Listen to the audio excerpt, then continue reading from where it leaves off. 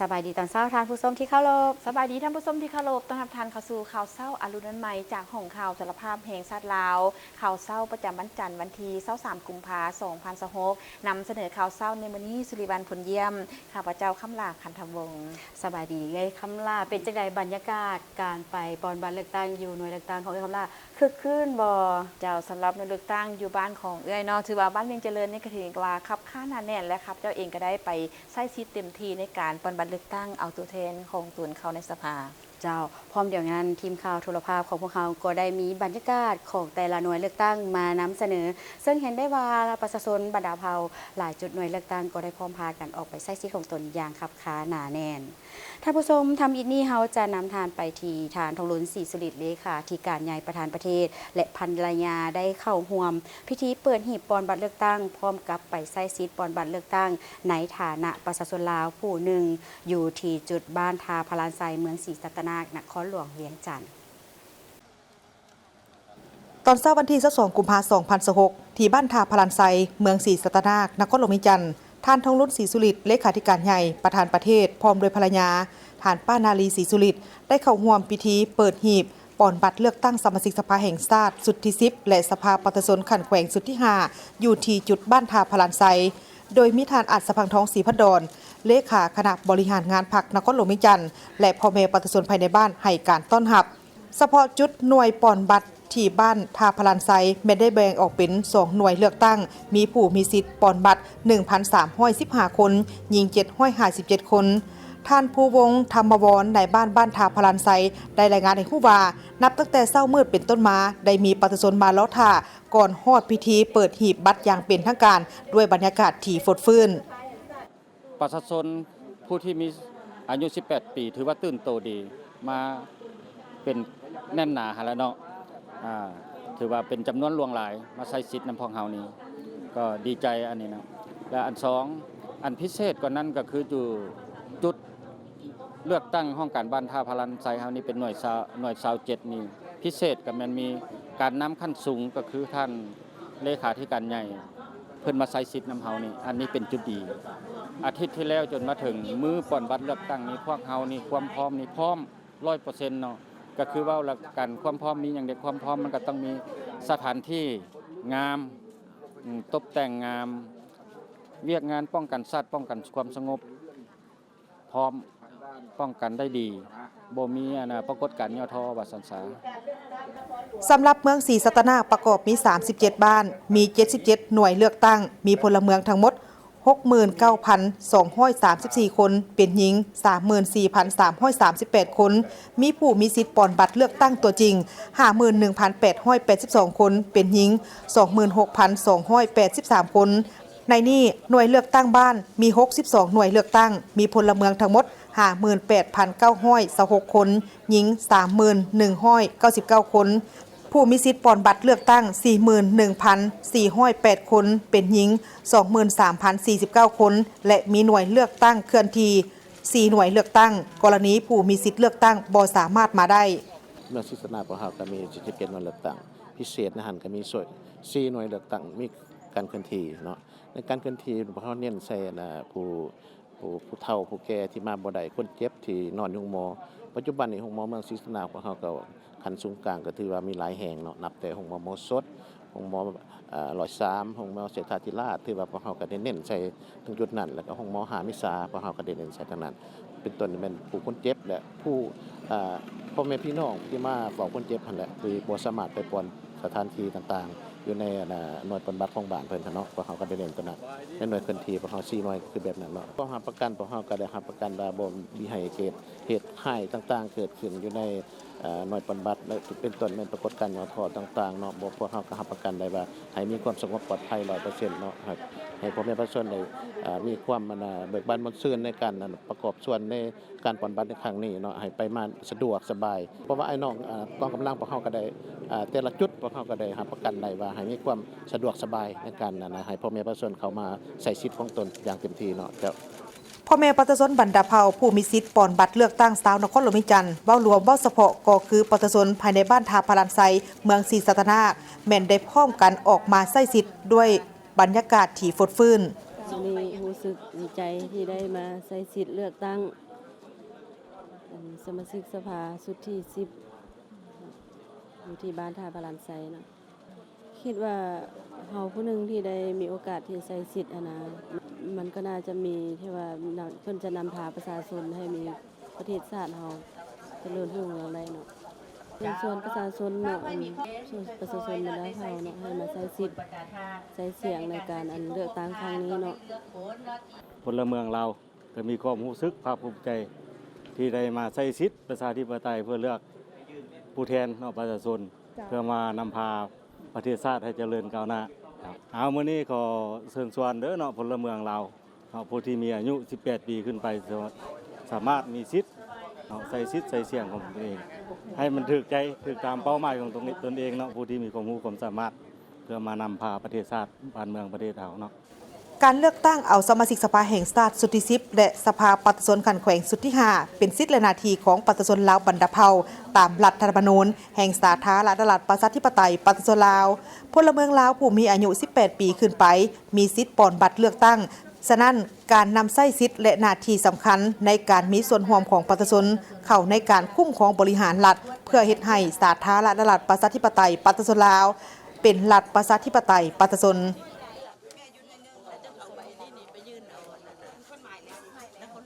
ต่อด้วยบรรยากาศการปฏิบัติเลือกตั้งเอาสมาชิกสภาแห่งชาติสุดที่10และสมาชิกสภาประชาชนขันแขวงสุดที่5อยู่ทางบ้านหนองบัวทองเหนือเมืองศรีโคตบองนครหลวงเวียงจันทน์ซึ่งทางทีมข่าวโทรภาพแห่งชาติลาวของพวกเราก็ได้ลงติดตามบรรยากาศปฏิบัติอยู่เขตเมืองศรีโคตบองโดยเฉพาะแมนหน่วยที่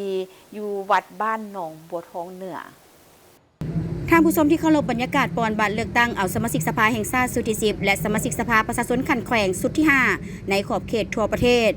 ที่พร้อมดำเนินไปพร้อมๆกันนั้นโดยเฉพาะอยู่ในนครหลวงเวียงจันทน์ทีมข่าวโทรภาพแห่งชาติลาวได้ลงเก็บกำข่าวอยู่ที่บ้านหนองบัวท้องเหนือ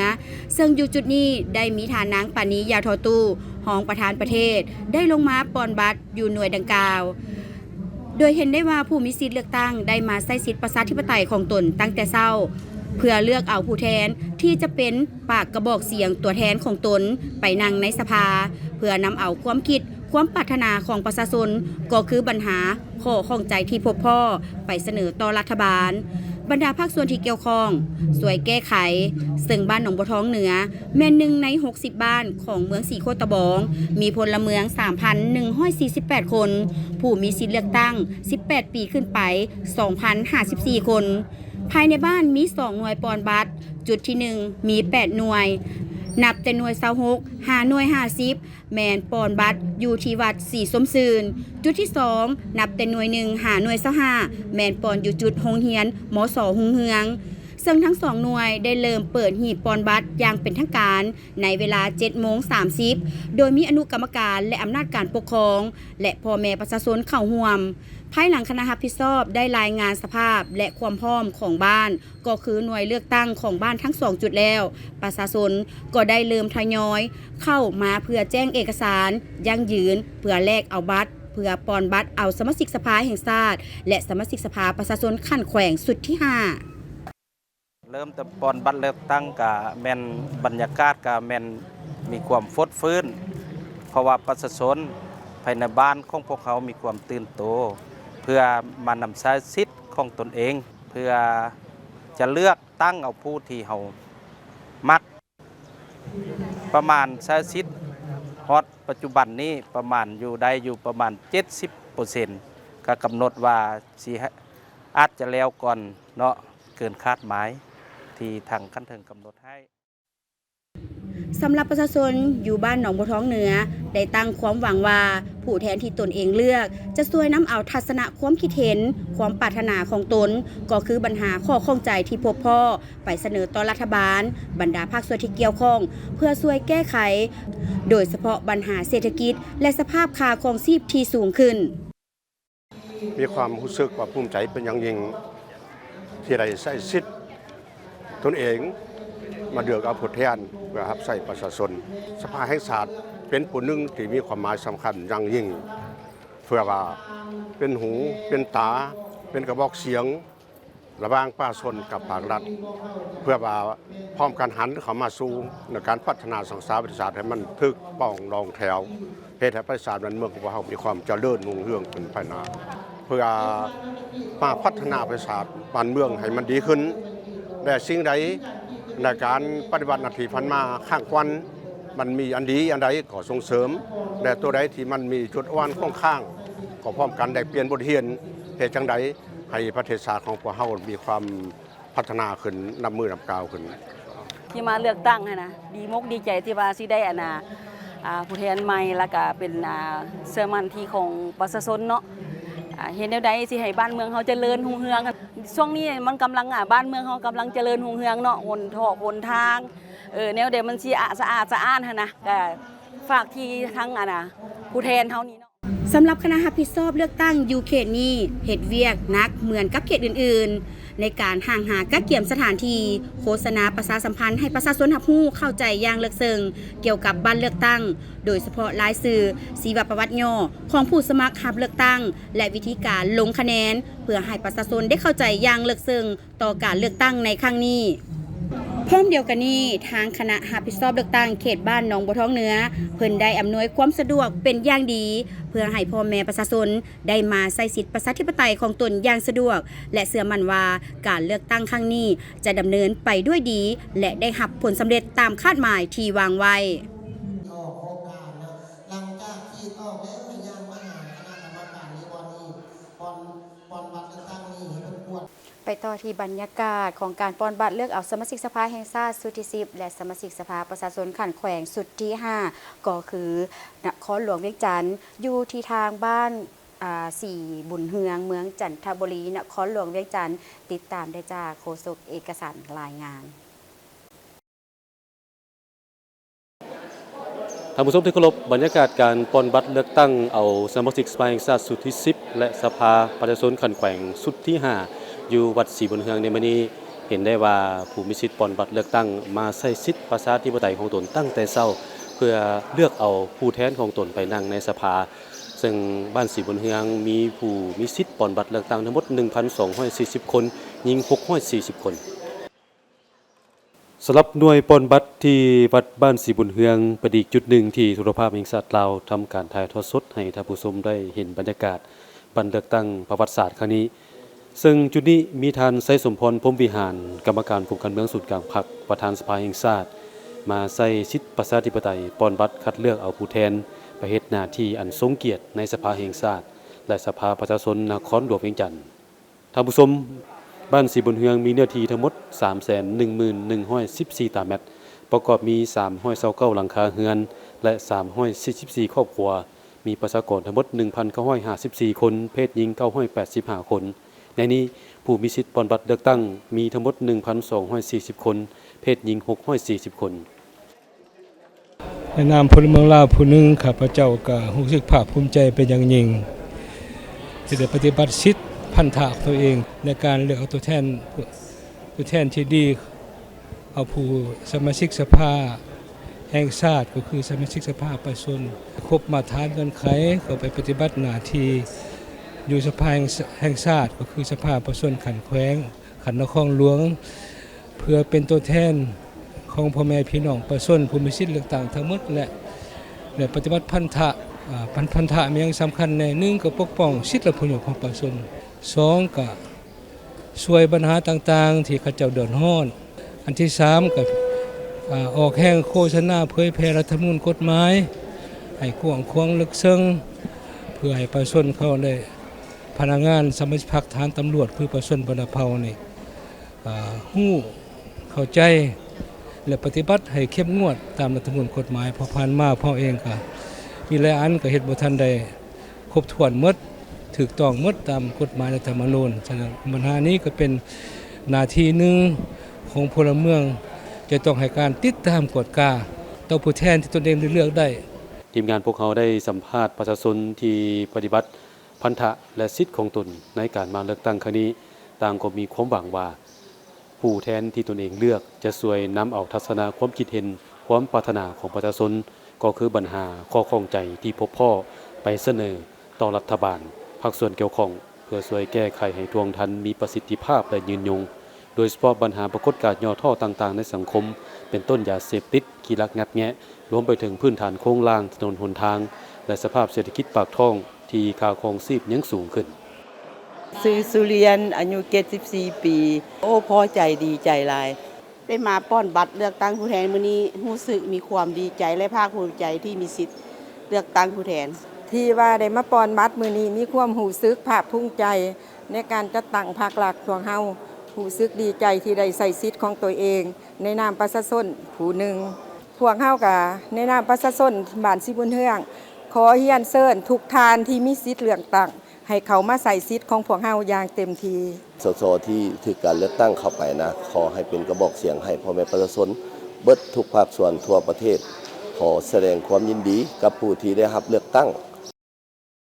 ส่วนคณะกรรมการก็คือคณะผิดชอบเลือกตั้งอยู่เขตบ้านนี้ให้ฮู้ว่าเพื่อรับประกันให้การดำเนินการปอนบัตรเป็นไปอย่างมีระเบียบเรียบร้อยและปลอดภัยทางบ้านได้แบ่งความผิดชอบออกเป็น29หน่วย10จุงานและได้กำหนดเอา2จุดเป็นบ่อนเลือกตั้งเพื่ออำนวยความสะดวกให้แก่พ่อแม่ประชาชนในการใช้สิทธิ์ของตนคือจุดที่1แม่นผู้มีสิทธิ์ปอนบัตรเลือกตั้งตั้งแต่หน่วยที่1หาหน่วยที่14ปอนบัตรอยู่จุดห้องการบ้านสีบุญเฮืองและจุดที่2แม่นผู้มีสิทธิ์ปอนบัตรเลือกตั้งตั้งแต่หน่วยที่15หาหน่วยที่30ปอนบัตรอยู่วัดบ้านสีบุญเฮืองโดยรวมแล้วประชาชนอ้อมข้างเมืองจันทบุรีเห็นว่ามีความตื่นตัวและพร้อมกันมาใส่สิทธิ์ของตัวเองหลายพอสมควรเนื่องจากว่าพวกเราได้โฆษณาประชาสัมพันธ์ถึงหน่วย10หลังคาเรือนก็เห็นว่าประชาชนได้มาตั้งแต่เช้าเวลาเปิดหีบบัตรก็เริ่มมาบางท่านก็มาก่อนอันนี้มันก็แสดงถึงความรับผิดชอบและความเข้าใจถึงพ่อแม่ประชาชนในบัตรเลือกตั้งในครั้งนี้ท่านผู้ชมคณะผิดชอบเลือกตั้งอยู่เขตบ้านนี้เพิ่นได้เฮ็ดเวียกหนักคือกับเขตบ้านอื่นๆในการห่างหาการเกี่ยมสถานที่โฆษณาประชาสัมพันธ์ให้ประชาชนรับรู้เข้าใจอย่างลึกซึ้งเกี่ยวกับบัตรเลือกตั้งโดยเฉพาะรายชื่อชีวประวัติย่อของผู้สมัครรับเลือกตั้งและวิธีการลงคะแนนท่านผู้ชมที่เคารพคณะผิดชอบเลือกตั้งอยู่เขตบ้านสีบุญเฮืองเพิ่นได้อำนวยความสะดวกเป็นอย่างดีให้แก่พ่อแม่ประชาชนผู้ที่มีสิทธิ์ปอนบัตรเลือกตั้งเพื่อให้มาใช้สิทธิ์ของตนได้อย่างสะดวกและก็ปลอดภัยพวกเขาเชื่อมั่นว่าการเลือกตั้งครั้งนี้จะดำเนินไปด้วยดีและก็ได้ผลสำเร็จตามระดับคาดหมายคุณบดิษฐ์ตามลงภาพถ่ายภาพเอกสารที่ประจักษ์รายงาน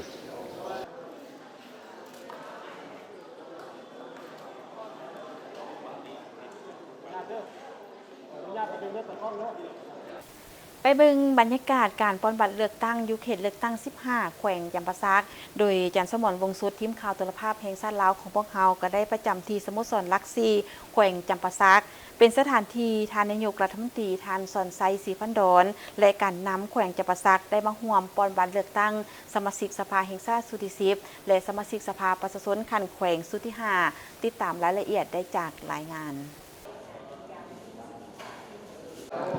ท่านผู้ชมที่เคารพทีมข่าวโทรภาพแห่งชาติได้มาประจำอยู่เขตเลือกตั้งที่15แขวงจำปาสักโดยจุดที่ข้าพเจ้าอยู่นี่เป็นจุดเลือกตั้งบ้านซกอำนวยจัดขึ้นอยู่สโมสรลักซีนครปักเซแขวงจำปาสักโดยท่านนายกรัฐมนตรีสอนชัยที่พันดอนและการน้ำคันสูงของแขวงจำปาสักนี้ได้มาร่วมปอนบัตรเลือกตั้งสมาชิกสภาแห่งชาติชุดที่10และสภาประชาชนคันแขวงชุดที่5ร่วมกับประชาชนผู้มีสิทธิ์ปอนบัตรเลือกตั้งอยู่เขตบ้านซกอำนวยจำนวน 1,700 กว่าคน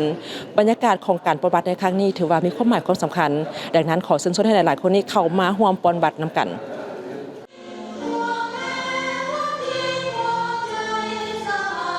ข้าพเจ้าตั้งหน้าให้คณะผิดชอบหน่วยปอนบัตรเลือกตั้งขอประกาศไขพิธีปอนบัตรเลือกตั้งเอาสมาชิกสภาแห่งชาติชุดที่10และสมาชิกสภาประชาชนขันแขวงชุดที่5อย่างเป็นทางการนับแต่เวลานี้เป็นต้นไปขอขอบใจ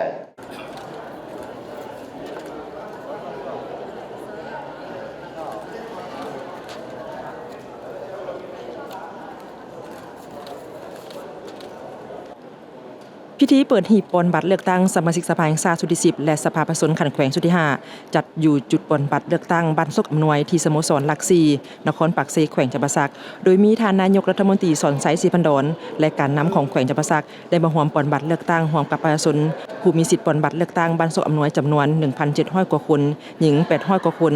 ได้พร้อมจิตพร้อมใจกันออกมาปอนบัตรเลือกตั้งถือเป็นเหตุการณ์การเมืองที่มีความหมายความสำคัญ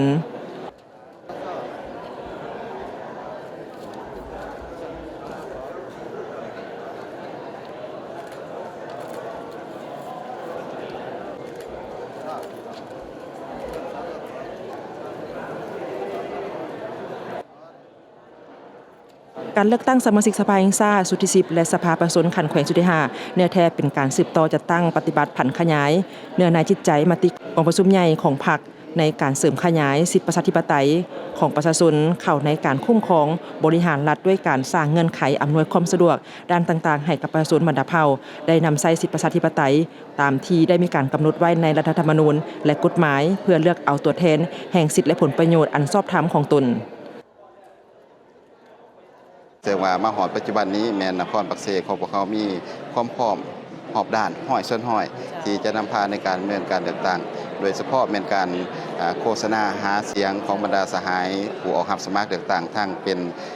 สมาชิกสภาแห่งชาติสุดที่10และกระทั่งเป็นสมาชิกสภาประชาชนขันแขวงสุดที่5พร้อมเดียวกันนั้นก็ได้มีการเฮ็ดกระบวนการโฆษณาประชาสัมพันธ์ให้พ่อแม่ประชาชนรับรู้และเข้าร่วมอยู่ในการปอนบัตรเลือกตั้งอยู่ในทั่วนครด้านประชาชนอยู่บ้านโศกอำนวยผู้มีสิทธิ์ปอนบัตรเลือกตั้งได้มีความห่าวหันพร้อมกันออกมาใช้สิทธิ์ใช้เสียงอย่างเป็นขบวนฟดฟื้นและคาดหวังกับบรรดาสมาชิกสภาแห่งชาติและสภาประชาชนขันแขวงที่ตนได้มีการคัดเลือกเอาไว้เป็นตัวแทนประชาชนไปเฮ็ดเวียกในสภาจ้ะอันแม่ว่าให้ฟังนิดนึงได้มื้อนี้มาปอนบัตรนี่จักเทื่อแล้วแม่นี่เป็นครั้งที่3ครั้งที่3โดยภาคภูมิใจที่ได้เลือกเอาผู้นำที่ดีมาบริหารบ้านเมืองบ้านศึกษาก็ดีใจน้ำเพิ่นพวกเฮาก็อยู่เย็นเป็นสุขบ้านศึกษานำแต่การครองชีพว่าความสงบบ้านเมืองนะก็ถือว่าดีแต่ละทานที่มาขึ้นเป็นผู้นำก็เห็นบ่ดีหั่นแหละบ้านเมืองก็เจริญก้าวหน้ากว่าแต่เก่านะจุดเด่นของมื้อนี้ก็ถือว่าดีกว่าทุกเทื่อตามแม่เบิ่งหั่นนะเพราะว่ามีขันนำผู้ใหญ่ลงมานะถือว่าเห็นว่าคิดว่าเพิ่นก็เอาใจใส่ดีหั่นนะถือว่าโอ้ดีใจหลายตัวนี้เพราะว่าเห็นเปิด3เทื่อแม่นนำใจสิทธิ์นะผู้ใดของเฮาที่ว่าอันนี้ภูมิใจว่าจ้าที่ใส่สิทธิ์ที่เฮามีเพื่อเลือกเอาการนำที่ว่ามาแก้ไขปัญหาบ้านเมืองให้สะดวกสบายให้อันนี้ขึ้นพัฒนาขึ้นพวกเราจ้ามาเท่านี้ถือว่าเห็นมีการเปลี่ยนแปลงบ่เห็นบรรดาสื่อต่างๆนี่เป็นจังได๋แน่เจ้าก็ถือว่าดีแต่ละทานก็ถือว่าเป็นผู้แทนเนาะเดี๋ยวกันมาเนี่ยก็แม่นที่ว่ามีความสามารถที่ว่าจะมาแก้ไขปัญหานักก็แม่นพัฒนาบ้านเมืองเนี่ยว่าจะให้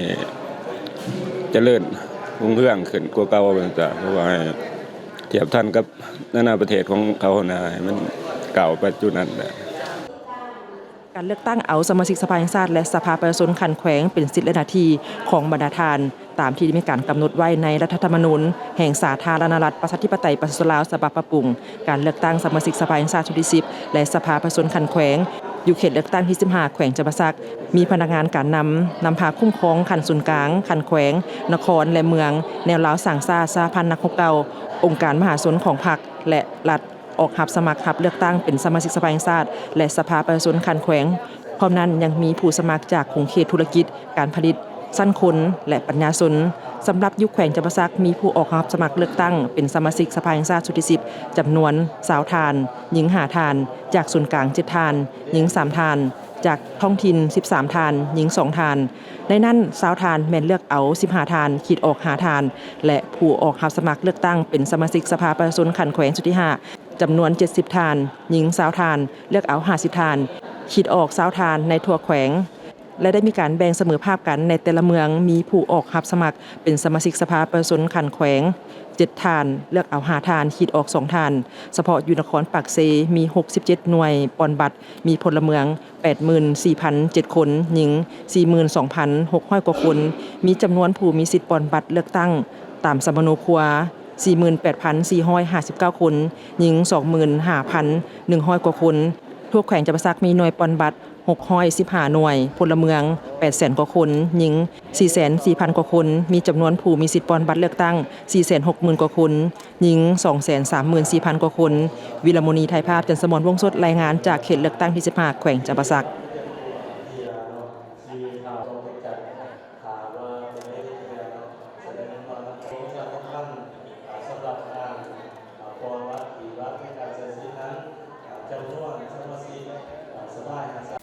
สำหรับบ้านโซกใหญ่เมืองไซเสถานครหลวงเวียงจันทน์มีผู้มาใส่สิทธิ์เลือกเอาสมาชิกสภาแห่งชาติสุดที่10และสมาชิกสภาประชาชนขั้นแขวงสุดที่5ผู้ที่มีอายุ18 ปีขึ้นไปอยู่ที่บ้านดังกล่าวมีทั้งหมด 2,595 คนเป็นหญิง 1,347 คน วัดบ้านโซกใหญ่ก็เป็นอีกจุดหนึ่งในจำนวน97หน่วยเลือกตั้งของเมืองไซเสถานครหลวงเวียงจันทน์ซึ่งได้เริ่มเปิดพิธีปอนบัตรอย่างเป็นทางการในเวลา 7 โมงเช้าท่านสายฟ้าธรรมวงศาเลขาพรรคบ้านนายบ้านโซกใหญ่เมืองไซเสถานครหลวงเวียงจันทน์ได้ให้ฮู้ว่าบ้านโซกใหญ่มีพลเมืองทั้งหมด 3,256 คนเป็นหญิง 1,693 คน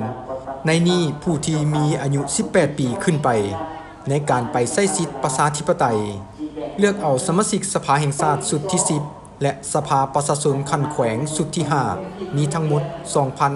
2,595 คนเป็นหญิง 1,374 คน ทางอำนาจการปกครองบ้านโซกใหญ่ของพวกเขาก็ได้มีการหางกะเกียมเช่นว่าการเก็บกรรมเอาสถิติจำนวนพลทั้งหมดเนาะและก็คัดเลือกเอาแต่นับแต่18 ปีขึ้นไปเนาะซึ่งได้ออกแจ้งการให้บรรดาหัวหน้าหน่วยเก็บกรรมเอาลูกหน่วยของตนเองที่ส่งมาให้ทางอำนาจการปกครองบ้านเนาะเพื่อจะได้รายงานทางขันถึงเพื่อจะได้รับบัตรตามรายชื่อ18 ปีขึ้นไปหันเนาะสำหรับก่อนหน้านี้เนาะก่อนดอนหน้ามือเลือกตั้งนี่ก็ทั้งสมาชิกสภาประชาชนนครหลวงเพิ่นก็ได้ลงมาพบปะเยี่ยมยามพ่อแม่ประชาชนอยู่สถานที่สุขศาลาเฮานี่เนาะในโอกาสดังกล่าวทานคำพันธ์พรหมทัศน์กรรมการกรมการเมืองศูนย์กลางพรรคก็ได้ออกมาใช้สิทธิประชาธิปไตยในการเลือกตั้งครั้งนี้พร้อมเดียวกันนี้ประชาชนลาวบรรดาเผ่าได้มีความตื่นตัวเป็นเจ้าการในการมาใช้สิทธิประชาธิปไตยของตนอย่างเป็นขบวนเมื่อนี้มาแต่6 โมงเช้าเลยรู้สึกว่าดีใจแล้วก็ตื่นเต้นอีก อยากให้เพิ่นไปเป็นผู้นำของเฮาให้ได้ตามที่ใจเฮาเลือกเพิ่นหลายๆปัญหาที่มันบ่ดีอยากให้เพิ่นแก้ไขเป็นเรื่องทำอิฐเนาะที่ได้มาเลือกตั้งนี่เนาะแล้วก็มีความรู้สึกดีใจหลายที่ว่าเป็นประชาชนที่ว่ามาได้เลือกตั้งนี่เนาะแล้วก็อยากให้สมาชิกเนาะที่ว่าได้เลือกตั้งเข้าไปเนาะประเทศหน้าที่ของตนที่ประชาชนได้เลือกให้ได้ดีเพื่อรับประกันในการเลือกตั้งให้มีประสิทธิภาพและประสิทธิผลได้แบ่งจุดปอนบัตรออกเป็น2จุดและกำลังป้องกันความสงบก็มีความพร้อมในการอำนวยความสะดวกและรับประกันด้านเวียกงานป้องกันความสงบสำหรับเวียกงานป้องกันป้องกันความสงบเนาะในการเลือกตั้งครั้งนี้ทางกลุ่ม7พวกเฮาที่ว่ารับประกันด้วยร้อยแล้วเนาะตัวนี้เนาะว่าเรื่องงานป้องกันความสงบนี่เนาะเดี๋ยวนี้เนาะตั้งแต่ได้รับจากการมอบหมายจากคันถึงเนาะทางปกสกลุ่ม7พวกเฮามันได้ประสานกับอำนาจการปกครองบ้านนายบ้านผู้สินำเรื่องงานป้องกันปกสกองร้อนเนาะได้เปิดกองประชุมร่วมกันเนาะเพื่อวางแผนเรื่องงานป้องกันนั้นได้วางกำลังเข้าในจุดหน่วยปอนบัตรเพราะว่ากลุ่มของพวกเฮานี้ที่ว่ามีหน่วยปอนบัตรทั้งหมดนี่ที่ว่า10หน่วยได้วางกำลังเข้าเพียบพร้อมเนาะรับประกัน 100% เนาะการเลือกตั้งเอาสมาชิกสภาแห่งชาติสุดที่10และสภาประชาชนขั้นแขวงสุดที่5เป็นสิทธิและหน้าที่ของประชาชนลาวบรรดาเผ่าตามรัฐธรรมนูญแห่งสาธารณรัฐประชาธิปไตยประชาชนลาวพลเมืองลาวผู้มีอายุ18 ปีขึ้นไปมีสิทธิปอนบัตรเลือกตั้งฉะนั้นการนำใช้สิทธิหน้าที่อันสำคัญในการมีส่วนร่วมของประชาชนเข้าในการคุ้มครองบริหารรัฐเพื่อเฮ็ดให้สาธารณรัฐประชาธิปไตยประชาชนลาวเป็นรัฐประชาธิปไตยประชาชน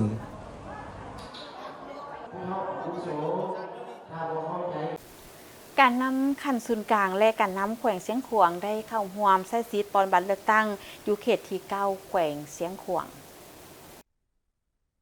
แหล่งข่าวจากทางแขวงเสียงขวางให้ฮู้ว่า ในตอนเช้าของวันที่22กุมภาพันธ์2026นี้นับว่าเป็นปางบุญใหญ่บรรยากาศของการปนบัตรเลือกตั้งสมาชิกสภาแห่งชาติสุดที่10และสภาปฏิสนขันแขวงซึ่งขวางสุดที่5อยู่ที่จุดปนบัตรสโมสรของเมืองแปกซึ่งเป็นจุดปนบัตรใหญ่และสำคัญของแขวงได้ดำเนินไปด้วยบรรยากาศอันคึกคืนและมีความหมายสำคัญทางด้านการเมืองอย่างลึกซึ้งให้เกียรติเข้าร่วมใช้สิทธิ์ปนบัตรในครั้งนี้โดยมีท่านกี่แก้วไขคำพิทูลกรรมการกรมการเมืองศูนย์กลางพรรคประธานศูนย์กลางแนวลาวสั่งชาติในนามผู้สมัครสมาชิกสภาแห่งชาติเขตเลือกตั้งที่9แขวงซึ่งขวางนับเบอร์1และท่านผู้วงอุ่นคำแสนกรรมการศูนย์กลางพรรคเลขาพรรคแขวงซึ่งขวางผู้สมัครสมาชิกสภาแห่งชาติเขต9แขวงซึ่งขวางนับเบอร์2พร้อมด้วยบรรดาการนำลักแรงของทั้งแขวงเมืองพนักงานรัฐกรและประชาชนภายในเทศบาลของเมืองแปกเข้าร่วมอย่างพร้อมเพรียงสำหรับเขตเลือกตั้งที่9แขวงซึ่งขวางมีผู้สมัครรับเลือกตั้งสมาชิกสภาแห่งชาติสุดที่10จำนวน10ทานหญิง3ทานเลือกเอา7ทานและสมาชิกสภาปฏิสนขันแขวงสุดที่5จำนวน49ทานหญิง13ทานเลือกเอา35ทานมีจำนวนผู้มีสิทธิ์ปนบัตรเลือกตั้ง 174,419 ทานมีหน่วยปนบัตร432หน่วยและหน่วยเคลื่อนที่อีกจำนวนหนึ่งเพื่ออำนวยความสะดวกให้แก่การปนบัตรให้มีความว่องไวและบ่แออัดพร้อมนั้นคณะกรรมการยังได้จัดวางหีบปนบัตรไว้อย่างละเอียดโดยได้แบ่งออกเป็นแต่ละโต๊ะตามรายชื่ออย่างเป็นระเบียบพิธีแม่นได้เริ่มต้นด้วยการกวดกาและเปิดหีบปนบัตรอย่างโปร่งใสต่อหน้าผู้ที่เข้าร่วมทุกชั้นคนบรรดาการนำศูนย์กลางแขวงเมืองผู้มีสิทธิ์เลือกตั้งและหับบัตรเลือกตั้งเพื่อเข้าห้องลับเพื่อคัดเลือกเอาบุคคลที่มีมาตรฐานเงื่อนไขครบถ้วนและเป็นตัวแทนให้แก่สิทธิผลประโยชน์ของประชาชนอย่างแท้จริง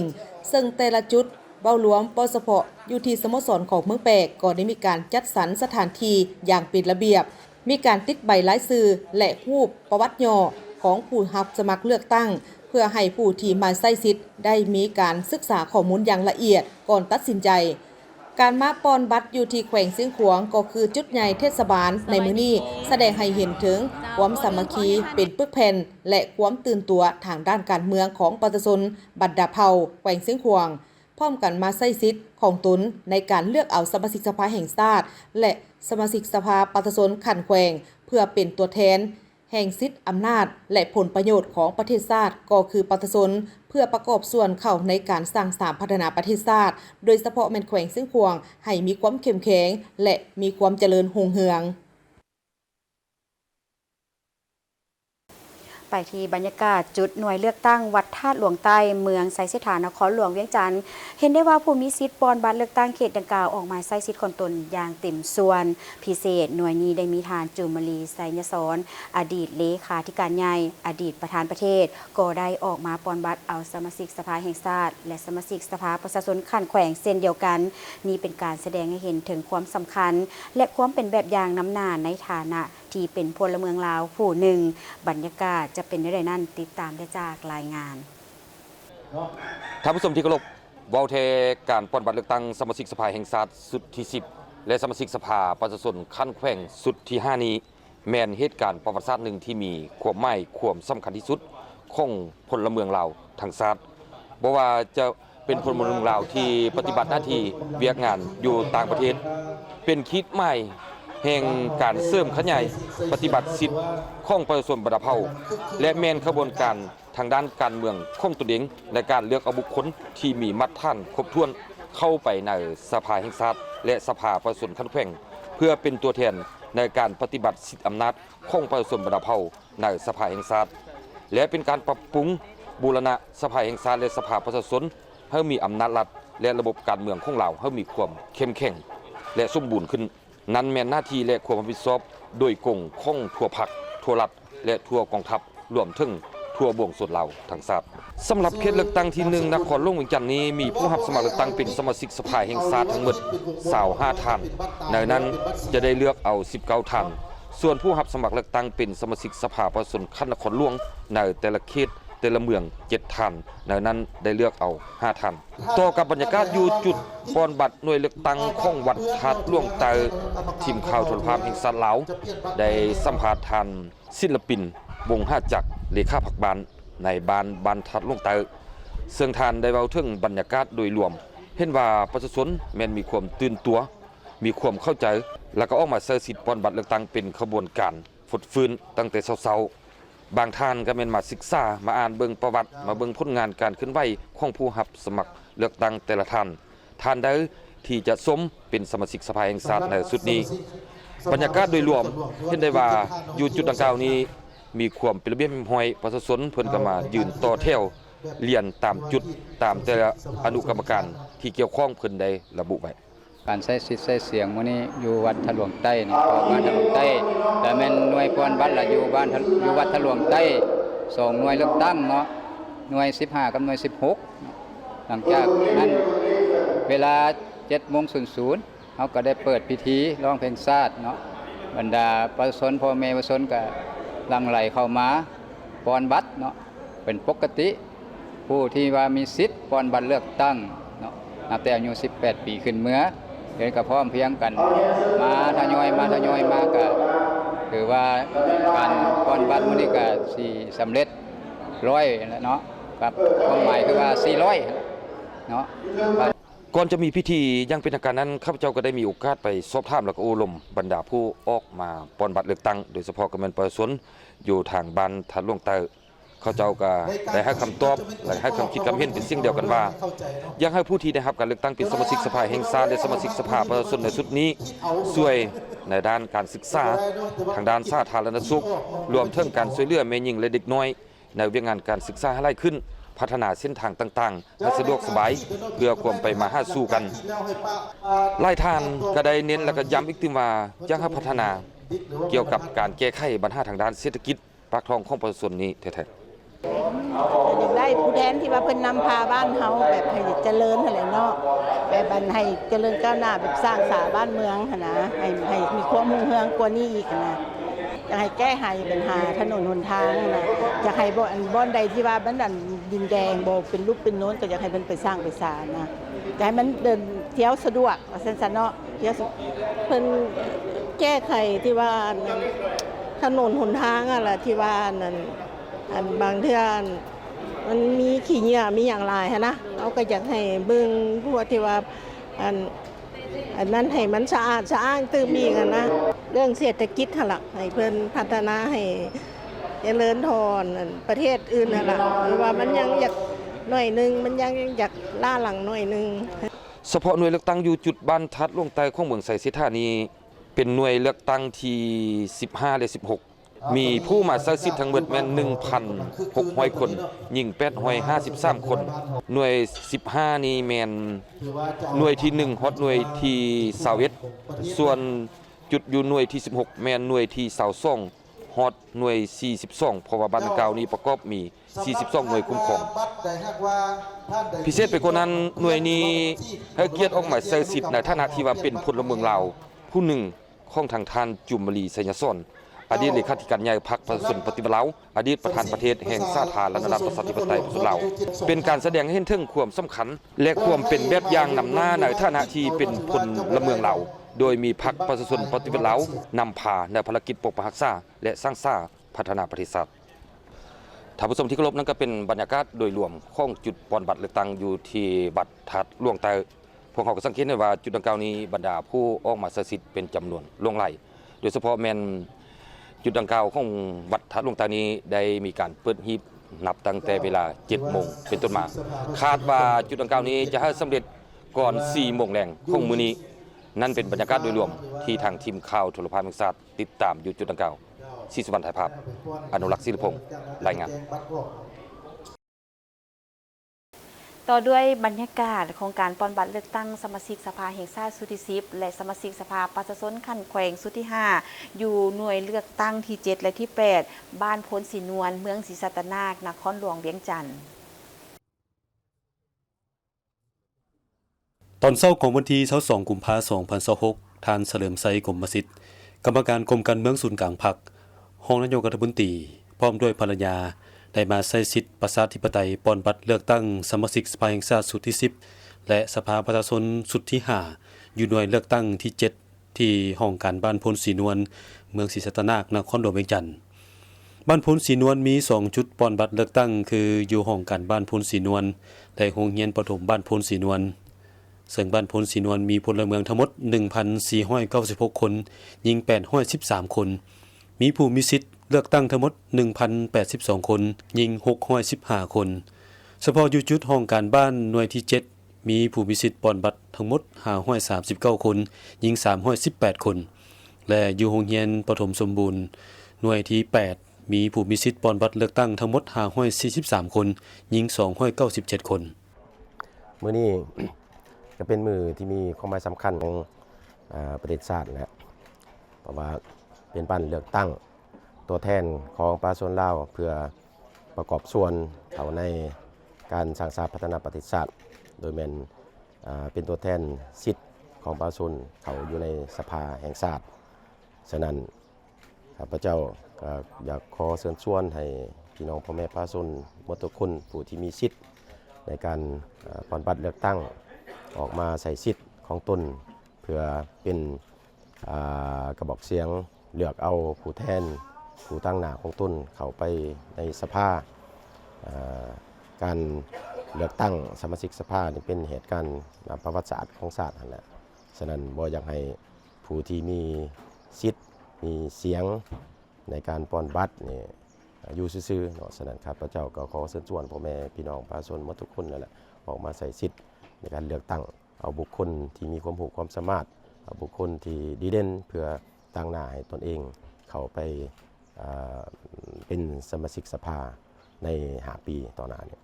การป้อนบัตรครั้งนี้ประชาชนภายในบ้านก็พร้อมเพียงกันมาใช้สิทธิประชาธิปไตยของตนเพื่อมาป้อนบัตรและรักษาได้ความเป็นระเบียบเรียบร้อยและโปร่งใสสงบปลอดภัยวันเลือกตั้งครั้งนี้เขตเลือกตั้งที่1นครหลวงเวียงจันทน์มีผู้ลงสมัครเลือกตั้งทั้งหมด25ท่านเลือกเอา19ท่านและสมาชิกสภาประชาชนนครหลวงสุดที่5ประจำเขตเลือกตั้งที่1มีทั้งหมด7ท่านเลือกเอา5ท่านขอเรียกร้องเชิญชวนพ่อแม่ประชาชนภายในบ้านพุนศรีนวลเฮาให้มาใช้สิทธิ์เลือกตั้งเอาผู้แทนที่จะมาพัฒนาบ้านเฮาหั่นแหละบ้านเมืองของเฮาให้มันมีความเจริญก้าวหน้าหั่นแหละเนาะประชาชนหลายคนได้แสดงทัศนะในบ้านเลือกตั้งในครั้งนี้ว่ารู้สึกภาคภูมิใจและดีใจที่ได้มาใช้สิทธิประชาธิปไตยของตนเลือกเอาผู้ที่มีความรู้ความสามารถมีมาตรฐานเงื่อนไขครบถ้วน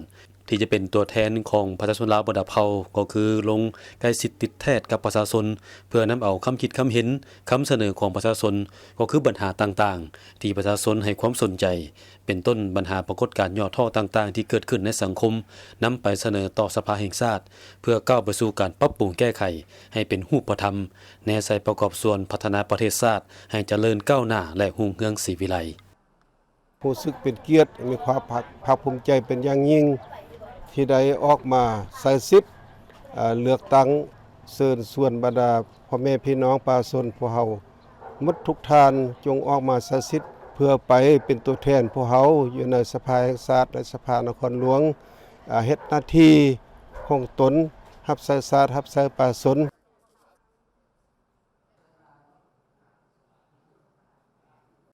ท่านผู้ชมในวันที่22กุมภาพันธ์2026ที่ผ่านมาบรรยากาศโดยรวมในทั่วประเทศแม่นเต็มไปด้วยความฟดฟื้นของมวลชนเพื่อเฉลิมฉลองบุญใหญ่ของชาตินั่นก็คือวันเลือกตั้งสมาชิกสภาแห่งชาติสุดที่10และสมาชิกสภาประชาชนขันแขวงสุดที่5การเลือกตั้งครั้งนี้มีความหมายสำคัญยิ่งในการบูรณะหลักประชาธิปไตยประชาชนให้มีความเข้มแข็งและนักแน่นในโอกาสนี้ท่านนางศรีใสลือเดชมุสรกรรมการกรมการเมืองศูนย์กลางภาคหัวหน้าคณะจัดตั้งศูนย์กลางภาคก็ได้เข้าร่วมป้อนบัตรใช้สิทธิประชาธิปไตยอยู่เขตเลือกตั้งที่1นครหลวงเวียงจันทน์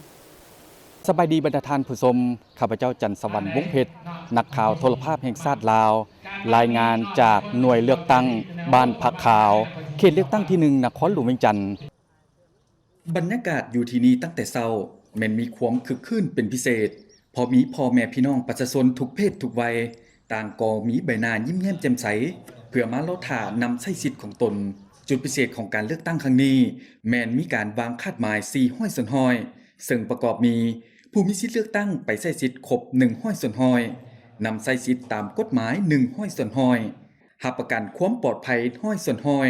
และมีความโปร่งใสทันเวลา1ห้อยส่วนห้อยนอกจากนี้ โครงประกอบของผู้สมัครยังมีความโดดเด่น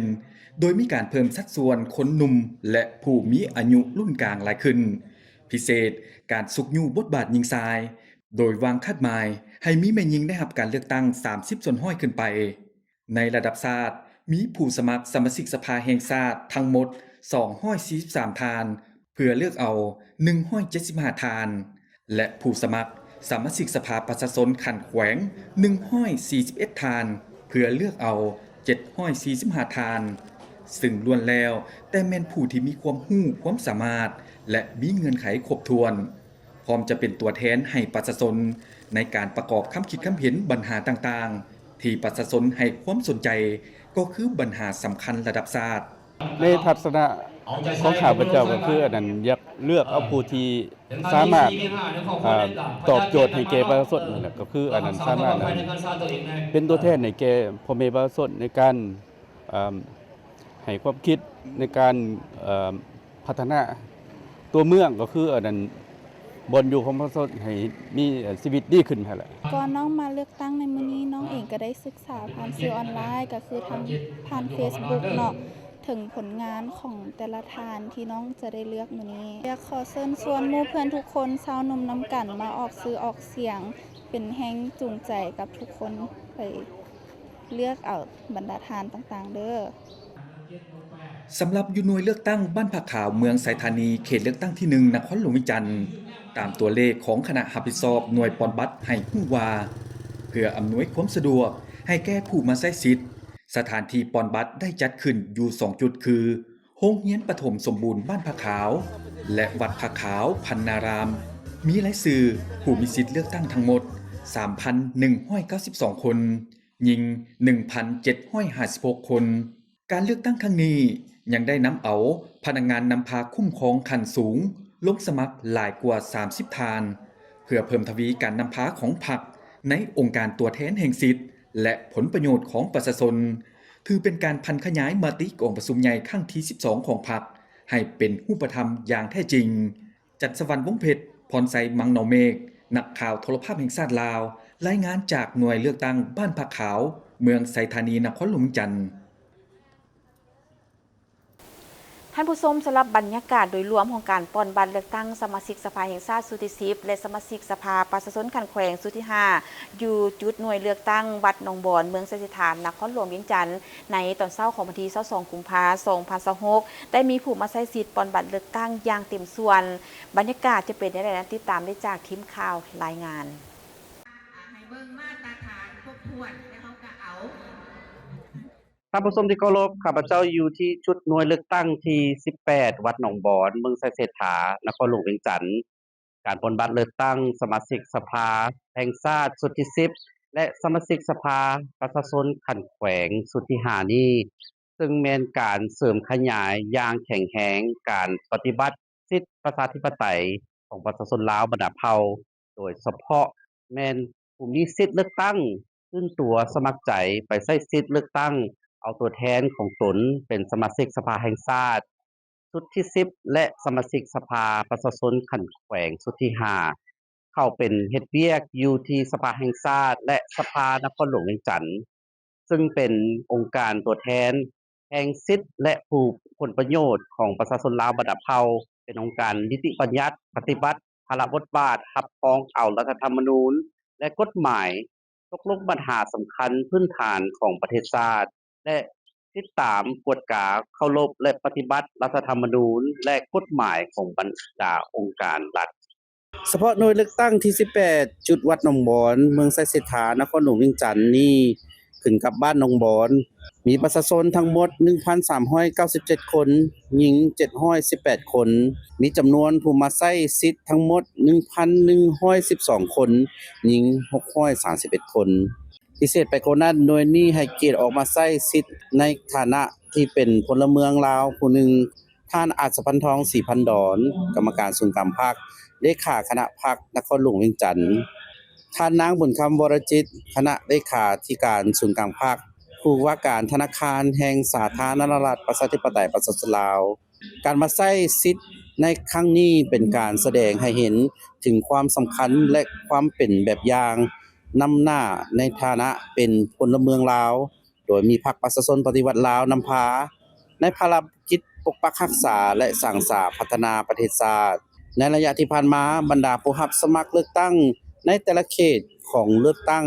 ในขอบเขตทั่วประเทศแต่เขตเลือกตั้งที่158ได้มีการโฆษณาหาเสียงและพบปะกับผู้มีสิทธิ์ปนบัตรเลือกตั้งพร้อมทั้งยกให้เห็นความหมายและความสำคัญภาระบทบาทสิทธิและหน้าที่ของสมาชิกสภาแห่งชาติและสมาชิกสภาขั้นแขวงสำหรับเขตเลือกตั้งที่1นครหลวงเวียงจันทน์มีผู้รับสมัครเป็นสมาชิกสภาแห่งชาติทั้งหมด25ท่านในนั้นจะได้เลือกเอา19ท่านส่วนผู้รับสมัครเป็นสมาชิกสภาประชาชนนครหลวงเวียงจันทน์ในแต่ละเขตมีผู้สมัครเมืองละ7ท่านจะได้เลือกเอา5ท่านต่อกับบรรยากาศอยู่จุดหน่วยเลือกตั้งของวัดหนองบอนทีมข่าวโทรภาพแห่งชาติลาวได้สัมภาษณ์ท่านนางพวงมาลัยพงภาวันเลขาพรรคบ้านหนองบอนถึงบรรยากาศโดยรวมในการปอนบัตรเลือกตั้งปอนบัตรในมือนี้ในบ้านหนองบอนของพวกเขาเป็น1,112 ฐานเนาะอันนี้พวกเขาก็คาดว่าในตอนเช้ามื้อนี้ก็คิดว่าจะอาจได้กว่าครึ่งเนาะของเพราะว่าทั้งหน่วยอันนั้นพวกเขาก็ได้ความอำนวยความสะดวกพวกเขาจะจัดเป็น6จุเนาะใน6จุนั้นแต่ละจุหั่นละแม่นจะรับผิดชอบ6หน่วยเนาะแล้วพวกเขามี30หน่วยอยู่บ้านนี่น่ะมี30หน่วยฉะนั้นจึงว่าคิดว่าพวกเขาจะพร้อมพากันเฮ็ดให้สำเร็จในไวๆเนาะแล้วบรรยากาศนี่ก็คือบรรดาท่านเห็นนั่นแหละบ่ว่าก็ค่อยทยอยกันมาแล้วประชาชนเว้าแท้ก็พวกเขาก็ได้ศึกษาแล้วก็ได้ให้เขาเจ้าได้อ่านเกี่ยวกับเงื่อนไขมาตรฐานของสมาชิกสภาระดับชาติและระดับนครหลวงที่จะได้รับการเลือกตั้งนั้นเขาเจ้าก็เข้าใจส่วนหลายเนาะมันแสดงออกบนใดบนว่าในเวลามาปอนบัตรประชาชนก็เข้าใจที่จะเลือกเอาตัวแทนของตนเองเนาะด้วยตนเองก็สมใช้สิทธิประชาธิปไตยด้วยตนเองอันนี้ก็เห็นว่าบ่ทันมีบัตรตายเนาะก็คิดถูกต้องตามมาตรฐาน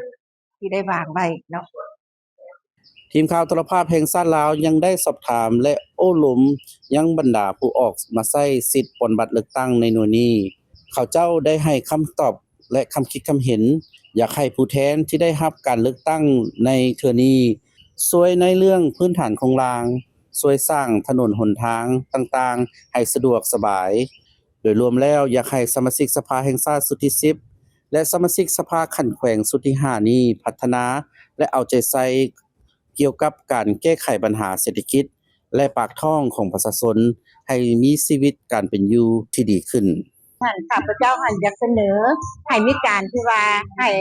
สิทธิประชาธิปไตยเต็มเปี่ยมเนาะในการที่ว่าให้ประชาชนมีแนวคิดมีอยากแก้ไขปัญหาอย่างก็สามารถเสนอในขั้นเทิงได้อยากให้ขั้นเทิง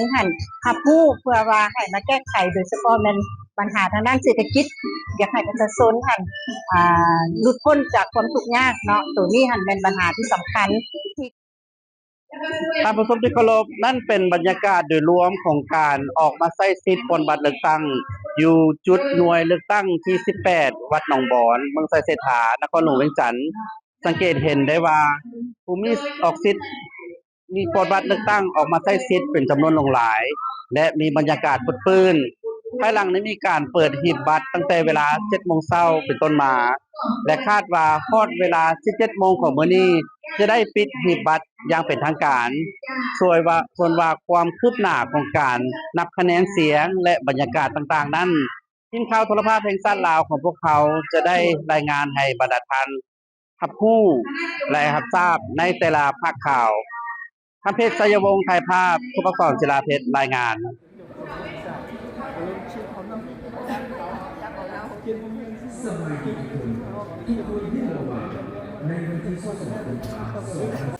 จากหน่วยเลือกตั้งของวัดหนองบอนไปต่อที่หน่วยเลือกตั้งที่71ประจำเขตเลือกตั้งเมืองไซธานีนครหลวงเวียงจันทน์ท่านท้องสลิดมังนอเมฆกรรมการกรมการเมืองส่วนกลางภาครัฐมนตรีกระทรวงศึกษาธิการและกีฬาได้เข้าร่วมปอนบัตรเลือกตั้งเอาสมาชิกสภาแห่งชาติสุดที่10และสมาชิกสภาประชาชนขั้นแขวงสุดที่5 หน่วยเลือกตั้งที่ 71 บ้านทางอ่อนประจำเขตเลือกตั้งเมืองไสธานีได้เปิดหีบปอนบัตรเลือกตั้งในเวลา 7 โมงเช้ามีคณะรับผิดชอบการปอนบัตรของเมืององค์การจัดตั้งบ้านประชาชนผู้มีสิทธิ์ปอนบัตรเข้าร่วมอย่างหลวงหลายและเป็นขบวนการฟดฟื้นท่านในบ้านทางอ่อนให้ฮู้ว่าการจัดตั้งบ้านได้รับมติตกลงของคณะประจำสภาแห่งชาติรัฐดำรัสของประธานประเทศและก็ได้นำเอาเนื้อในจิตใจดังกล่าวมาจัดตั้งพันธุ์ขยายและเผยแพร่ด้วยความรับผิดชอบสูงในนั้นบ้านทางอ่อนมีผู้ใช้สิทธิ์เลือกตั้งทั้งหมด985คน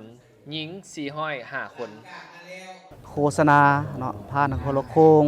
และก็ได้เรียกประชุมคณะกรรมการเลือกตั้งหรือว่าลูกเผยแพร่และโฆษณาให้พ่อแม่ประชาชนนี้รับรู้และเข้าใจเนาะในการมาใช้สิทธิ์ของตนเลือกตั้งในมื้อนี้จึงเฮ็ดให้พ่อแม่ประชาชนนี่พ่อแม่ประชาชนก็มีความตื่นโตสูงที่จะมาใช้สิทธิ์มื้อนี้เนาะพลเมืองลาวผู้ที่มีอายุ18ปีขึ้นไปมีสิทธิ์ปอนบัตรเลือกตั้งและผู้มีอายุแต่21ปีขึ้นไปมีสิทธิ์รับสมัครเลือกตั้งและเพื่อเสริมขยายสิทธิประชาธิปไตยประชาชนเข้าในการคุ้มครองบริหารรัฐและสร้างเงื่อนไขอำนวยความสะดวกด้านต่างๆให้ประชาชนได้นำใช้สิทธิประชาธิปไตยตามที่ได้กำหนดไว้ในรัฐธรรมนูญและกฎหมายแห่งสาธารณรัฐประชาธิปไตยประชาชนลาวอยู่ที่นี่ท่านทองสฤษดิ์มังนอเมฆกรรมการกรมการเมืองศูนย์กลางพรรครัฐมนตรีกระทรวงศึกษาธิการและกีฬาก็ได้เข้าร่วมปอนบัตรเลือกตั้งเช่นกันสุดนี้จะได้เฮ็ดหน้าที่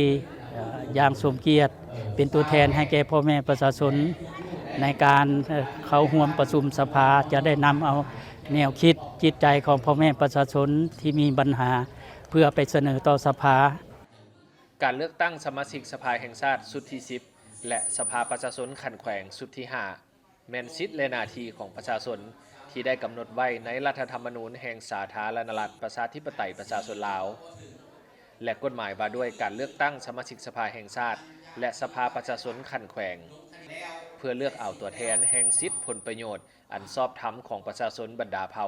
ให้สอดคล้องกับความมุ่งมา่ปรารถนาของผู้มีสิทธิเลือกตั้ง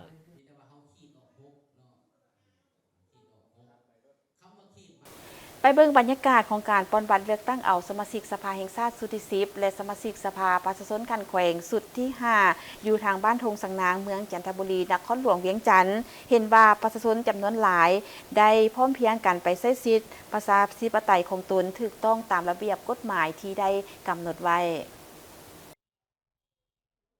บรรยากาศการปอนบัตรเลือกตั้งเอาสมาชิกสภาแห่งชาติสุดที่10และสมาชิกสภาประชาชนขันแขวงสุดที่5อยู่หน่วยเลือกตั้งที่24และหน่วยที่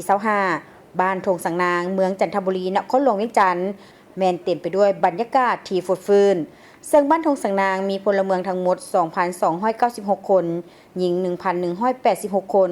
ผู้มีสิทธิเลือกตั้งทั้งหมด 1,447 คนหญิง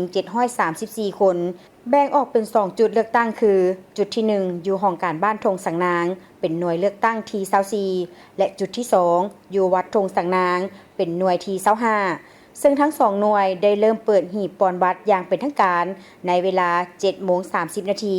โดยมีอนุกรรมการและอำนาจการปกครองพร้อมด้วยพ่อแม่ประชาชนเข้าร่วมบ้านทงสังนางพวกเรามีจุดป้อนบัตรอยู่2จุดจุดที่1ก็คืออยู่ห้องการปกครองบ้านทงสังนางจุดที่2แม่นอยู่วัดทงสังนางเฉพาะอยู่วัดทงสังนางพวกเรานี่มีประชาชนมาป้อนบัตรท่านจำนวน798 คนเป็นหญิง386 คนอันนี้ถือว่าก็ยังบ่ทันครบถ้วนตามจำนวนเทื่อก็มาฮอดนี่ก็ถือว่าได้จำนวนหลายแล้วยังแต่พูดจำนวนในหนึ่งที่บ่ทันมาครบอันนั้นพวกเขาก็ได้เผยแพร่ได้โฆษณาเพื่อให้พวกเขาเจ้าหันได้ใช้สิทธิ์ของตัวเองในการประกอบส่วนในบูรณะเวียกงานของรัฐของพรรคของรัฐเฮ็ดว่าใช้สิทธิประชาธิปไตยของตัวเองเข้าร่วมในการสร้างสาพัฒนาประเทศชาติก็คือกันกับมาเลือกเอาตัวแทนของตัวเองเข้าไปนั่งอยู่ในสภาเพื่อพัฒนาประเทศชาติอันนี้มันข้าพเจ้าก็เห็นดีเห็นพร้อมนำการจัดตั้งของพรรคของรัฐเนาะ บรรยากาศผู้มีสิทธิ์ปอนบัตรเลือกตั้งอยู่ที่บ้านทงสังนางเห็นได้ว่าประชาชนผู้มีสิทธิ์ปอนบัตรเลือกตั้งแม้นได้พากันมาใช้สิทธิประชาธิปไตยเพื่อเลือกเอาผู้แทนที่ดีผู้แทนที่ตนเองเลือกจะซอยน้ำเอาทัศนะและความเห็นความปรารถนาของประชาชนก็คือปัญหาข้อข้องใจที่พบพ่อไปเสนอต่อรัฐบาลบรรดาภาคส่วนที่เกี่ยวข้องช่วยแก้ไขโดยเฉพาะปัญหาเศรษฐกิจสภาพค่าครองชีพที่สูงขึ้นได้มาป้อนบัตรคัดเลือกเอาผู้แทนไปนั่งยุสภาแห่งชาติเพื่อเป็นตัวแทนให้ประชาชนปกป้องสิทธิของประชาชนรับเอาเสียงประชาชนนับแต่บ้านแต่เมืองแขวงศูนย์กลางเพื่อไปประชุมกันค้นคว้าความถูกต้องเป็นความที่พึงปรารถนาให้ประชาชนได้พึงได้อาศัยภาครัฐอันแท้จริงและฉะนั้นข้าพเจ้าเชื่อมั่นว่าภาครัฐอยู่ในแผนอยู่ในรูปในกระดานหันแม้นแต่ผู้เชี่ยวชาญประสบการณ์สายเลือดมาจากบรรพบุรุษการนำทางนั้นและก็มีการศึกษามีบทเรียนประสบการณ์ดีใจที่สุดมื้อนี้ได้มาเลือกผู้แทนอยากได้คนดีที่สุดที่มาปกปักรักษาประชาชนลาวให้เจริญรุ่งเรืองต่อไปตื่นเต้นอยู่เพราะว่า เป็นครั้งทำอิฐเนาะที่เฮาได้มาเลือกตั้งแล้วก็เลือกผู้ใดก็ขอให้เพิ่นแบบมาช่วยพัฒนาบ้านเมืองเฮาให้ดีขึ้นเติมบ่เฮาต้องออกมาใส่สิทธิ์ใส่เสียงเนาะบ่ว่าจะเป็นรุ่นใหม่หรือว่ารุ่นเก่ากระจางก็ต้องได้ออกมาใส่สิทธิ์ใส่เสียงของตัวเองทุกคนสามารถเลือกได้เด้อมื้อนี้ก็รู้สึกว่าดีใจหลายที่ว่าได้มาเลือกตั้งครั้งที่10เนาะเพื่อจะได้เลือกเอาตัวแทนของประชาชนผู้ที่ว่าดีเนาะเข้าไปเฮ็ดหน้าที่ต่อสภาเฮาเพื่อนำเสนอแก้ไขปัญหาที่ว่าเกิดขึ้นต่อประเทศเฮาเนาะเพื่อมาพัฒนาประเทศชาติให้เจริญรุ่งเรืองบรรดาผู้มีสิทธิ์เลือกตั้งได้มาใช้สิทธิประชาธิปไตยของตนตั้งแต่เช้าเพื่อเลือกเอาผู้แทนที่จะเป็นปากกระบอกเสียงตัวแทนของตนไปนั่งในสภาเพื่อนำเอาความคิดความเห็นความปรารถนาของประชาชนก็คือปัญหาข้อข้องใจที่พบพ่อไปเสนอต่อรัฐบาลสำหรับหน่วยเลือกตั้งบ้านจอมแจ้งเมืองศรีสัตนานครหลวงเวียงจันทน์ก็มีบรรยากาศที่คึกคืนสำหรับบ้านดังกล่าวแม้นมีผู้มีสิทธิ์เลือกตั้งทั้งหมด577คนเป็นหญิง328คนการเลือกตั้งสมาชิกสภาแห่งชาติสุดที่10และสมาชิกสภาประชาชนขันนครหลวงเวียงจันทน์สุดที่5ได้จัดขึ้นพร้อมกันในขอบเขตทั่วประเทศในวันที่22กุมภาพันธ์2026บรรดาพ่อแม่ประชาชนลาวบรรดาเผ่าได้พร้อมเพียงกันไปใช้สิทธิประชาธิปไตยของตนปอนบัตรเลือกเอาสมาชิกสภาแห่งชาติและสมาชิกสภาประชาชนขันแขวงอย่างคึกคืนเฉพาะอยู่บ้านจอมแจ้งเมืองศรีสัตนานครหลวงเวียงจันทน์ท่านนางสุริขันธ์พระสุวเลขาพรรคบ้านนายบ้านจอมแจ้งได้ให้สัมภาษณ์ต่อทีมข่าวโทรภาพแห่งชาติลาวาบ้านจอมแจ้งมีพลเมืองทั้งหมด719คนเป็นหญิง402คนหน่วยปอนบัตรทั้งหมดมี56หน่วยในนั้นผู้มีสิทธิ์เลือกตั้งทั้งหมด577คนหญิง327คนนับแต่7 โมงเช้าเนาะที่ว่าเฮาเปิดหีบที่ว่าปอนบัตรเลือกตั้งเนาะที่ว่าประชาชนบ้านเฮาก็ได้มีความรู้สึกตื่นเต้นภาคภูมิใจที่ว่าได้มาใส่สิทธิ์ใส่เสียงของพวกข้าเจ้าแหละแล้วก็มีบรรยากาศที่ว่าของประชาชนเนาะในภาคเช้านี่ที่ว่ามันได้มาหลายปัจจุบันนี้ก็เหลือแต่ประมาณคนบ้านประชาชนภายในบ้านเฮามันมีอยู่487ที่ว่าได้มาออกสิทธิ์ออกเสียงเนาะแต่ว่ามานี่แหละก็ได้อยู่ประมาณ400ป้ายละ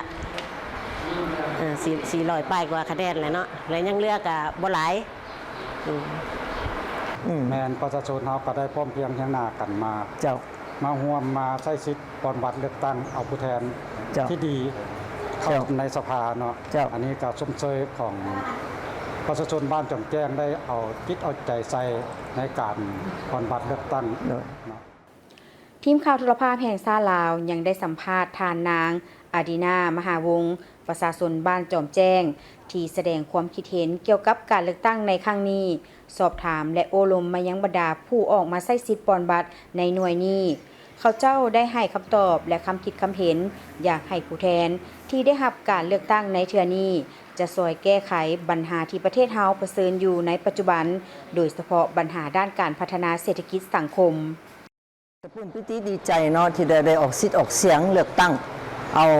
ผู้แทนสภาเนี่ยเขาเลือกตั้งแนวใดเนาะ1มีความสามารถ2มามีความหักษา3มามีจรรยาบรรณคุณสมบัติปฏิบัติหน้าที่ตัวเองเพื่อเป็นปากเสียงของประชาชนเนาะและในนั้นสภาแห่งชาติเฮ็ดเวียกกันนักหน่วงและประเทศชาติบ่แม่นของผู้ใดผู้หนึ่งเนาะของเบิดทุกคนถ้าเฮาอายุตั้งแต่18ปีขึ้นไปเนาะต้องออกมาใส่สิทธิ์ใส่เสียงเนาะข้าพเจ้าก็ภูมิใจที่สุดที่ว่าได้สิทธิ์ใส่เสียงของตัวเองแล้วก็ได้เลือกเอาผู้ที่มีคุณสมบัติผู้ที่มีจรรยาบรรณมีคุณธรรมเนาะที่มาช่วยพัฒนาประเทศชาติช่วยกันให้ก้าวสู่ศรีวิไลรุ่งเรืองนำกันข้าพเจ้าเองก็เชื่อมั่นว่าสสเฮานี่สสเฮานี่ก็มีความสามารถหน้าใหม่ก็หลายอะลีเนาะก็เห็นที่ว่าผู้ที่มีคุณสมบัติมีการศึกษาสูงจบมาจากประเทศนอกก็เห็นหลายแหละเนาะก็ได้เลือกเอาที่ว่าผู้เก่าก็มีประสบการณ์มาแล้วผู้ใหม่ก็ต้องเฮียนแล้วก็เห็นความก้าวหน้าความใหม่ของโลกของเฮาย่างไปฮอดไสแล้วสมทบกันแล้วก็เชื่อมโยงกันให้ประเทศชาติเจริญศรีวิไลบ้านเลือกตั้งในครั้งนี้ทั่วประเทศมีผู้มีสิทธิ์เลือกตั้งสมาชิกสภาแห่งชาติและสมาชิกสภาประชาชนขันแขวงทั้งหมด 4,764,384 คนหญิง 2,384,104 คนในนี้เฉพาะอยู่นครหลวงเวียงจันทน์ผู้มีสิทธิ์เลือกตั้งทั้งหมด 663,410 คนหญิง 331,347 คนมีหน่วยปอนบัตรเลือกตั้งทั้งหมด802หน่วย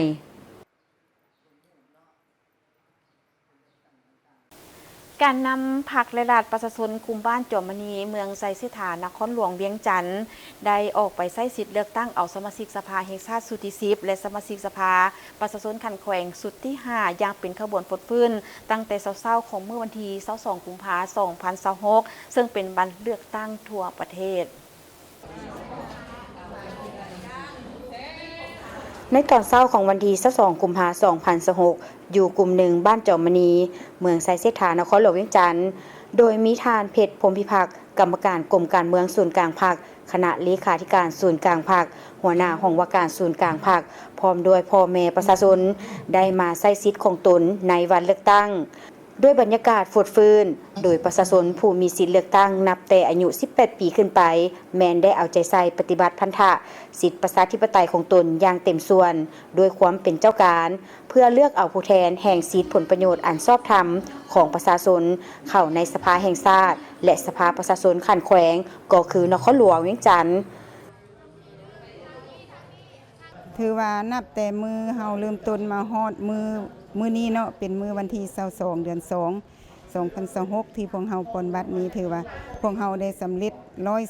100%ความพร้อมและพ่อแม่ประชาชนก็ได้พร้อมเพียงเฮียงนามาปนบัตรถูกต้องตามที่เพิ่นกำหนดไว้เนาะก็มีความรู้สึกภาคภูมิใจหั่นละที่ว่า5ปีใดมีเทื่อนึงที่เฮามีสิทธิ์ปนบัตรคัดเลือกเอาผู้แทนสภามานั่งอยู่ในสภาเนาะเอาผู้ที่ดีมารับใช้ชาติว่าสันสามีความตื่นเต้นและก็พึงพอใจที่ว่าเพิ่นได้กำหนดเอาในมื้อนี้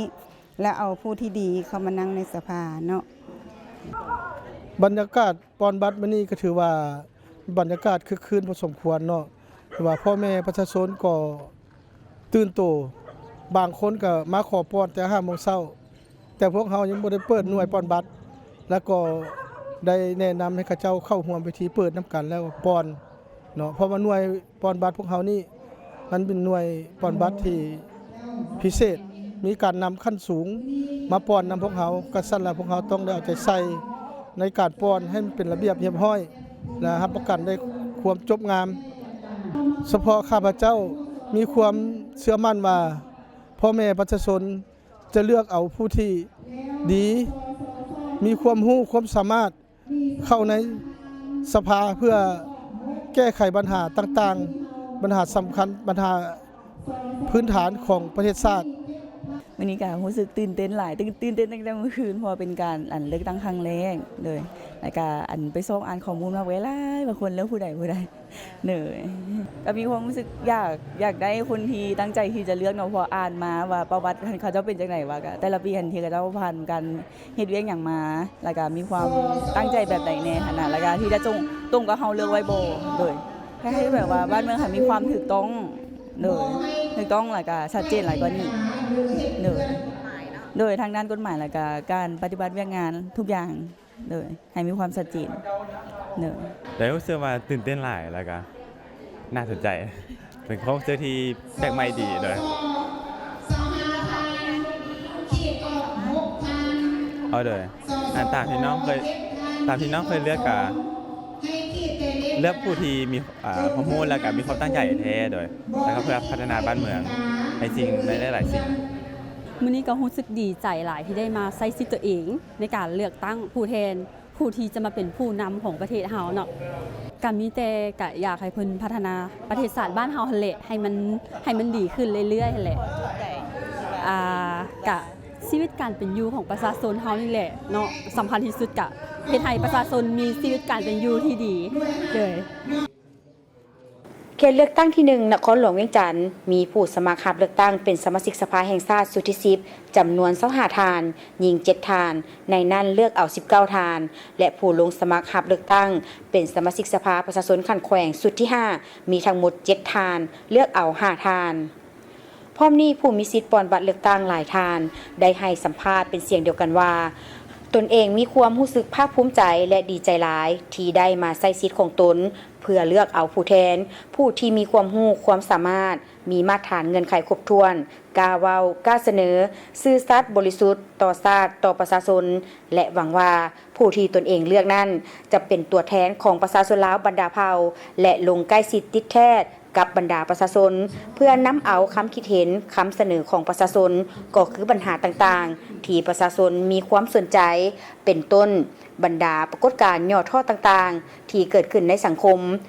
เพื่อนำไปเสนอต่อในสภาแห่งชาติตามแนวทางอันถูกต้องและสอดคล้องกับสภาพความเป็นจริงในปัจจุบัน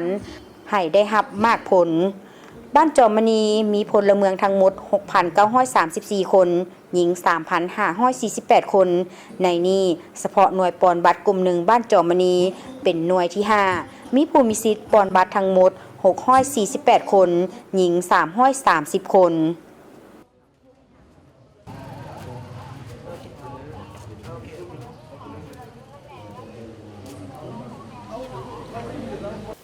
บรรยากาศการปอนบัตรเลือกตั้งเอาสมาชิกสภาแห่งชาติสุดที่10และสมาชิกสภาประชาชนขันแขวงสุดที่5อยู่ที่บ้านลาดกวยเมืองไซธานีนครหลวงเวียงจันทน์บรรดาพ่อแม่ประชาชนก็ได้พร้อมใจกันออกมาใช้สิทธิ์ของตนอย่างเต็มที่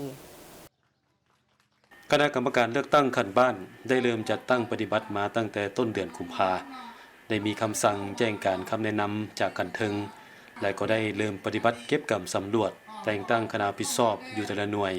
ลงเก็บรายชื่อแต่ละครอบครัวแม่นสำเร็จสังบ้านลาดกวยมีพลเมืองทั้งหมด 4,776 คนหญิง 2,444 คนในนี้ผู้มีสิทธิ์ปอนบัตรเลือกตั้งมีทั้งหมด 2,496 คนหญิง 1,361 คนภายในบ้านได้กำหนดเอา3หน่วยเลือกตั้งคือหน่วยเลือกตั้งวัดใหม่ศรีวิไล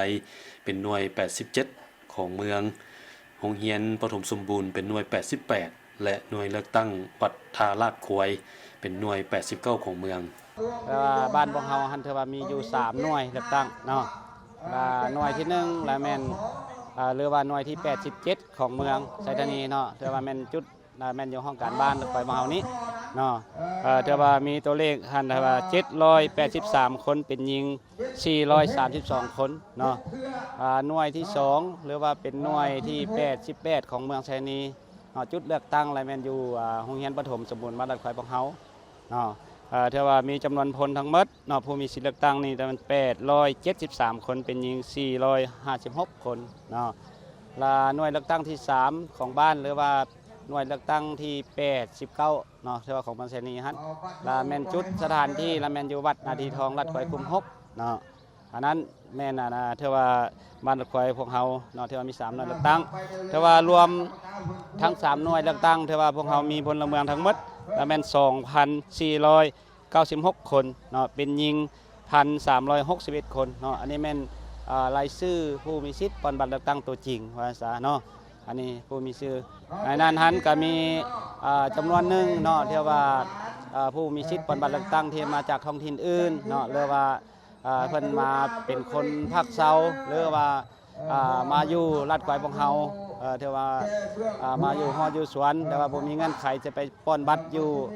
ที่ว่าแข็งเนาะกับแข็งได้นะเนาะเขาเจ้าก็ขอป้อนอยู่นี่เนาะกันมีอยู่จำนวน28กว่าคนเนาะ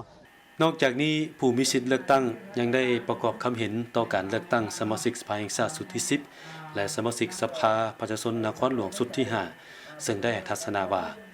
ถือว่าอยู่ในคาบเช้านี้เริ่มแต่เปิดหีบบัตรตั้งแต่6:00 เป็นต้นไปพ่อแม่ประชาชนอยู่ในคุม4คุม5คุม6จำนวน800กว่าคนได้พยายามมามันแน่นหนาหลายก็แม่นช่วง6:00 ถือว่าคณะกรรมการพวกเขาก็ได้พยายามจัดสรรความเป็นระเบียบเรียบร้อยที่ตามได้วางแผนไว้ว่าหน่วยใดควรผู้ใดเป็นผู้รับผิดชอบเนาะถือว่ามาฮอดปัจจุบันนี้ก็ถือว่าประชาชนค่อนข้างมาฮอดตอนนี้ได้ 80% แล้วข้าพเจ้าเนาะในนามเป็นประชาชนลาวหรือว่าเฉพาะเป็นประชาชนอยู่บ้านละขวยรู้สึกดีใจหลายมื้อนี้ได้มาใช้สิทธิ์ใช้เสียงเพื่อเลือกเอาสมาชิกสภาแห่งชาติสุดที่10และสภาผู้แทนสภาประชาชนสภาประชาชนนครหลวงเวียงจันทน์เนาะแล้วถือว่ามื้อนี้รู้สึกดีใจหลายแล้วก็ได้มาเลือกตั้งแล้วก็ได้มาเศร้าเนาะได้มากวนหมู่ต่อไปเนาะเพราะว่าเพื่อว่าเป็นผู้แทนของพวกเขานั่งอยู่สภาแห่งชาติแล้วก็นั่งอยู่สภานครหลวงเวียงจันทน์ต่างหน้าประชาชนบรรดาเผ่าอยู่ในทั่วประเทศแล้วก็อยู่ในนครหลวงเวียงจันทน์เพื่อแก้ไขปัญหาต่างๆสำหรับเวียกงานป้องกันความสงบทางคณะกรรมการก็ได้มีการโฆษณาให้ประชาชนมีส่วนร่วมในการรักษาความสงบภายในครอบครัวเฮือนศาลตลอดขอบเขตบ้านมาฮอดปัจจุบันมันมีความปลอดภัยพร้อมทางค้ำประกันให้การเลือกตั้งสมาชิกสภาแห่งชาติและสมาชิกสภาประชาชนและนครหลวงในครั้งนี้ให้บรรลุผลสำเร็จนำพาผู้มีสิทธิ์ป้อนบัตรเลือกตั้งไปป้อนบัตรให้ครบถ้วนห้อยส่วนห้อยนำพาผู้มีสิทธิ์เลือกตั้งให้รับรู้ใช้สิทธิ์ในการป้อนบัตรเลือกตั้งถูกต้องตามระเบียบการเลือกตั้งห้อยส่วนห้อยนำพาเวียกงานป้องกันชาติป้องกันความสงบและความปลอดภัยห้อยส่วนห้อยและนำพาเวียกงานป้อนบัตรเลือกตั้งให้รับประกันความโปร่งใสห้อยส่วนห้อยส่วนทางด้านพ่อแม่ประชาชนชาวแขวงขมวนก็ได้ร่วมใจกันออกมาใช้สิทธิ์ของตนในการเลือกตั้งเอาสมาชิกสภาแห่งชาติสุดที่10และสมาชิกสภาประชาชนคันแขวงสุดที่5เขตเลือกตั้งที่12แขวงขมวน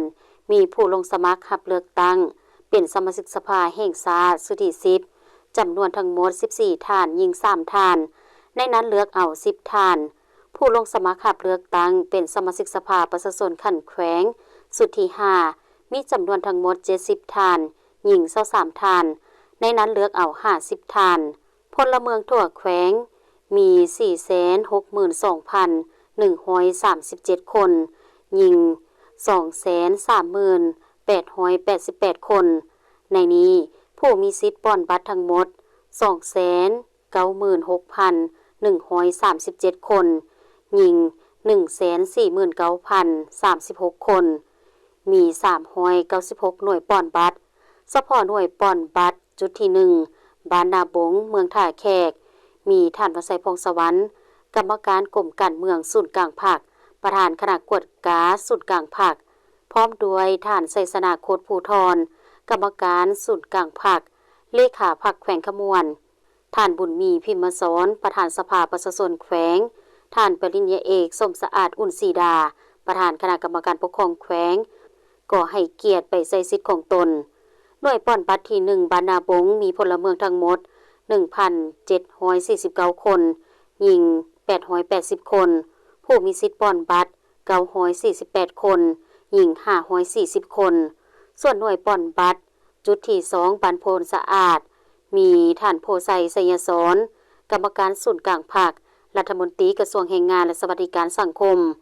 พร้อมด้วยท่านปริญญาเอกแก้วอุดรบุญสิงห์คอนก็ให้เกียรติไปใช้สิทธิ์ของตนหน่วยป้อนบัตรที่2บ้านโพนสะอาดมีพลเมืองทั้งหมด 3,710 คนหญิง 1,777 คนผู้มีสิทธิ์ป้อนบัตร 2,719 คนหญิง 1,239 คนโดยรวมแล้วเมืองท่าแขกมี91บ้านมีพลเมือง 107,409 คนหญิง 53,008 คนผู้มีสิทธิ์ป้อนบัตรมีหน้าตัวจริง 71,596 คนหญิง 35,588 คนมี70จุดหน่วยป้อนบัตร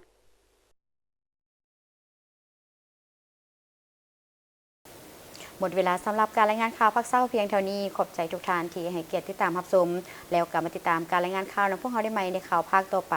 สำหรับข่าววันนี้โฆษกทั้งสองพร้อมด้วยทีมงานข่าวต้องขอลาไปก่อน สบายดี สบายดี